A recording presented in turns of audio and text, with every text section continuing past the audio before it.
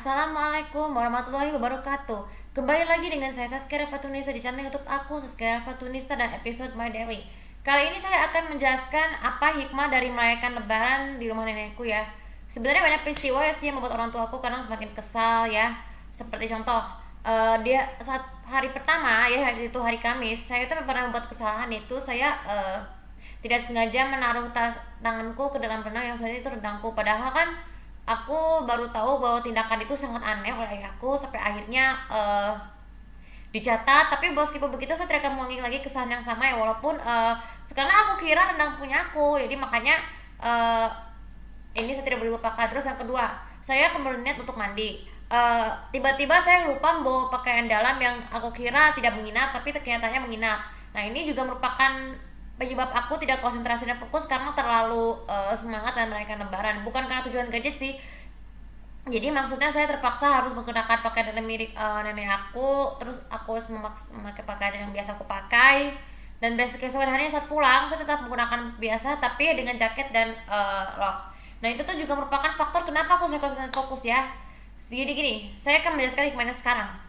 Hikmah dari merayakan Lebaran di rumah nenekku itu sebenarnya bukan hanya untuk sekedar bersilaturahmi dan juga saling bermaaf-maafan, tapi juga untuk perbaiki diri dari kesalahan yang pernah saya lakukan ya. Tadi sebenarnya sebelumnya saya kan udah minta maaf sama kedua orang tua aku supaya aku bisa bersikap dewasa, terus aku harus bersikap lebih matang lagi, terutama sama adik aku yang sebenarnya tuh bercanda. Jadi si adikku tuh bertujuan bercanda tuh supaya aku tuh tetap bersikap dewasa dan gelisah. Seperti yang kalian ini, barang-barangku belum pernah diberesin di ruang tamu, tapi tujuannya tuh mengubah ya. Jadi aku nggak merasa gelisah karena aku harus menahan rasa gelisah aku supaya sikap dewasa aku bisa pertahankan. Terus hikmah yang kedua adalah ini, konsentrasi dan fokus. Kita berbayang nggak kalau aku dulu sering banget nginep di rumah nenek aku berkali-kali sekadar untuk ini ya, untuk sekadar mengobati rasa kangen nenek aku ya. Karena sekarang tuh rumah nenek aku tuh udah nggak ada pembantu lagi, sehingga memutuskan biar pekerjaannya harus diserahkan kepada aku, bunda, tante Uli dan om Ipan ya, masing-masing ya. Karena kan kalau misalkan nggak ada pembantu, saya masih beruntung masih bisa menginap ya.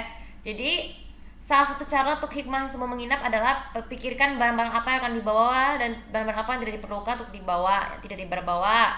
Termasuk menyediakan pakaian dalam untuk beberapa hari. Misalnya misalnya sehari ya sehari saja.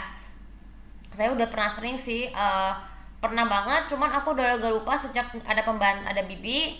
Dan alhamdulillah saya baru sadar sekarang bahwa menginap di rumah oma itu kan cukup hal wajar ya, sering dilakukan supaya pekerjaan omanya tidak berat lagi, seperti mencuci piring, terus memasak makanan, terus membersihkan kamar. Itu kan juga setiap hari harus saya lakukan ya, sama seperti hal di rumah. Jadi mudah-mudahan kedepannya kelak kalau ketika menginap di rumah nenekku, untuk bukan hanya untuk Lebaran Idul Fitri, Lebaran Idul Adha juga berguna sekali untuk merayakannya. Karena kan kalau kita membuat rendang, ketupat, dan lontong untuk Idul Adha sekaligus memasak daging kurban ya, daging sapi, daging domba, kambing. Nah kebetulan banget di pertengahan Juli saya udah punya rencana untuk ke rumah nenek aku lagi buat menaikkan Idul Adha, sehingga untuk melihat penyembelihan hewan kurban yang dipesan oleh Om Rizal ya dan Tante Sheila dari Yogyakarta. Kemudian hikmah yang ketiga adalah konsentrasi dan fokus. Konsentrasi dan fokus tuh hikmahnya gini, kan kita menginap, kita harus pastikan dulu barang-barangnya tidak ada yang tertinggal, terutama masuk ke dalam tas. Terus barang-barangnya juga harus diperiksa dulu, apakah ada yang kurang nggak. Apalagi saat kita pulang juga begitu. Saya udah tahu kalau misalnya saya sengaja meninggalkan kacang jagung di rumah oma, sengaja karena aku sudah puas makan, tapi lain kali saya makan lagi. Oke. Terus hikmah yang terakhir adalah tidak bersikap aneh.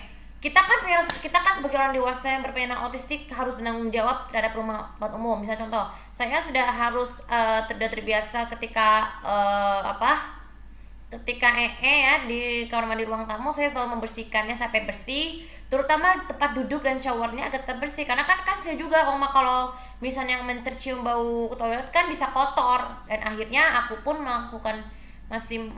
mempunyai tanggung jawab untuk rumah keluargaku sendiri agar tetap bersih. Oke, itu saja untuk video kali ini, semoga bisa bermanfaat dan kemudian Lebaran tahun depan bisa lebih baik lagi dari Lebaran tahun ini ya. Jangan lupa seperti biasa Comment, like, dan subscribe channel di bawah ini untuk dapat klip Bivo yang lebih tentang aku ya. Karena ini Lemis, jadi saya tutup hari ini. Terima kasih. Assalamualaikum warahmatullahi wabarakatuh.